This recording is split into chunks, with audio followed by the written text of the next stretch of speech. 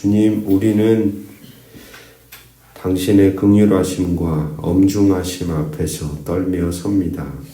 우리의 마음을 다스려 악한 길에 빠지지 않게 하시고 당신의 말씀을 외면하지 않게 하옵소서. 오직 당신의 언약만이 우리의 피난처임을 고백합니다. 주 예수 그리스도 이름으로 기도드립니다. 아멘. 오늘 우리에게 주시는 기록된 하나님 말씀 역대하 21장입니다. 역대하 21장 2절부터 20절까지. 오늘 우리는 남유다 왕 여호사밧의 아들 여호람의 통치를 다룬 내용을 함께 읽었습니다. 앞섰던 여호사밧의 영광스러운 통치와는 대조적으로 여호람의 통치는 폭력, 악행으로 얼룩져 있고 결국 우리가 읽은 것처럼 비극적인 종말을 맞이합니다.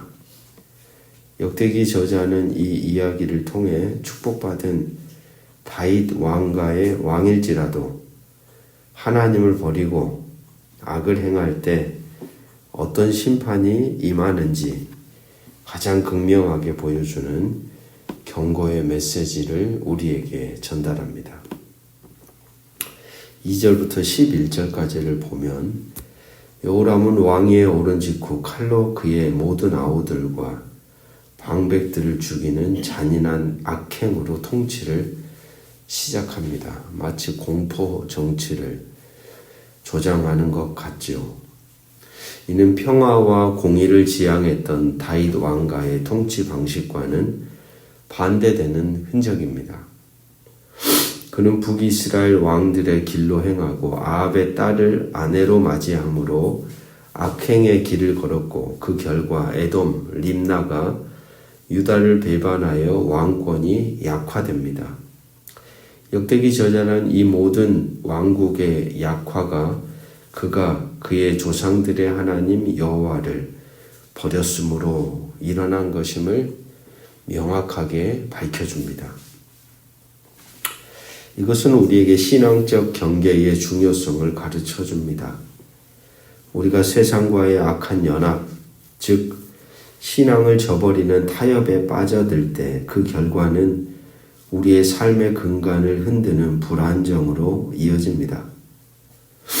그러나 여호람의 악행이 극에 달하였음에도 불구하고 성경은 여호와께서 다윗과 더불어 세우신 언약 때문에 다윗의 등불을 꺼트리지 아니하셨다라고 기록합니다.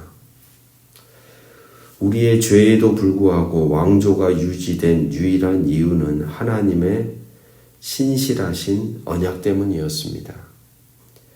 인간들의 변심에도 불구하고 늘 하나님의 한결같은 그 신실하심으로 인해 사람과 하나님과 이어진 관계는 지속되었다는 사실입니다.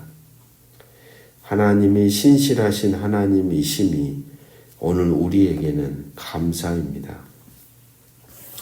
12절부터 17절을 보면 여호람의 악행에 대해 선지자는 편지를 통하여 하나님의 준엄한 경고를 전달합니다.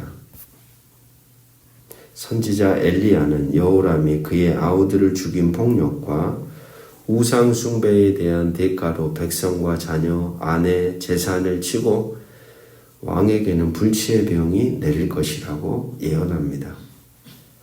곧이어 이 예언은 성취되고 블레셋과 구스 사람들이 유다를 침략하여 왕의 모든 재산, 가족을 빼앗아갑니다. 이 사건은 우리에게 하나님의 주권, 심판의 확실성을 분명하게 보여주고 있습니다. 왕의 권력이 아무리 강대할지라도 하나님의 말씀과 경고는 피해갈 수 없습니다. 하나님의 말씀은 듣기 싫어도 들어야 할 진리이며 선지자의 경고는 왕의 통치가 하나님 앞에서 심판받고 있음을 알려주는 최후의 통첩과도 같았던 것입니다. 오늘날 우리는 엘리야의 경고와 같은 하나님의 말씀을 외면하지 않고 듣고 깨닫게 하신 말씀 앞에 겸손히 순종해야 합니다. 그분의 소리를 들을 수 있는 관계가 우리의 인생을 살게 하는 흔적임을 오늘 기억해야겠습니다. 18절부터 20절을 보시면 엘리야의 예언대로 여호람은 치료할 수 없는 병에 걸려 2년 동안 고통을 받았고 결국 창자가 빠져나오는 비참한 죽음을 맞이합니다. 역대기의 최종 평가는 더욱 가혹합니다. 그는 다윗성에 장사되었으나 왕들의 묘실에는 장사하지 아니하였더라 라고 기록하고 아무도 그를 아끼는 자 없이 세상을 떠났다라고 덧붙입니다. 불순종한 왕의 비참한 최후를 극대화하여 보여주고 있습니다. 이것은 하나님을 버린 자의 말로에 대한 가장 강력한 경고입니다. 여호람의 수치스러운 죽음은 역대기 독자들에게 신앙적 순종이 얼마나 중요한지를 가르쳐 줍니다. 우리의 삶이 육체적으로 물질적 풍요로 끝나는 것이 아니라 하나님과 사람들에게 인정받는 존엄으로 마무리되어야 합니다. 우린 여호람의 실패를 거울 삼아 우리의 삶의 마지막 순간까지 하나님과 이어진 관계를 잘 지키며 그분의 말씀에 대한 순종의 끈을 놓지 말아야 하겠습니다. 성도 여러분, 오늘 여호람의 통치는 불순종이 가져오는 징벌의 극단적인 사례를 보여줍니다. 그러나 그의 이야기 속에서도 다윗 왕가를 붙드시는 하나님의 신실하심을 우리는 발견합니다.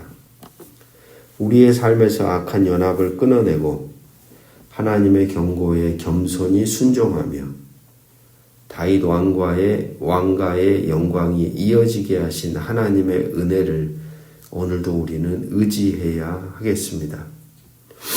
이 하루 우리의 삶이 하나님께 버림받은 왕의 말로가 아닌 신실하신 언약 안에 거하는 복된 관계가 있는 삶의 흔적이 되기를 주의 이름으로 축복합니다.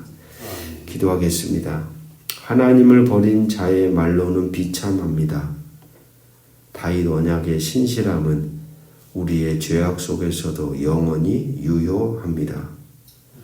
공의로우시며 신실하신 하나님, 우리의 어리석음과 악행을 용서하옵소서. 우리가 당신의 경고를 듣고 악한 길에서 돌이키게 하시고 오직 당신의 말씀에 순종하는 삶을 살아가도록 성령 안에서 우리를 붙들어 주시옵소서.